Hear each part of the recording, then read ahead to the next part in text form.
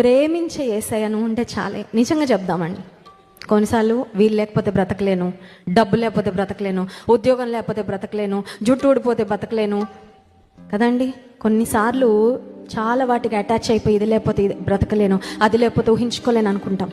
కానీ ఉదయకాల సమయంలో చెప్దాం, ప్రేమించే యేసయ్య నీవు ఉంటే చాలు, నడిపించి నీవు ఉంటే చాలని ఇంకొకసారి 2 చేతులు ఆకాశం వైపెత్తి పాడదాం. ప్రతి ఒక్కరం హృదయంలో నుంచి పాడదాం.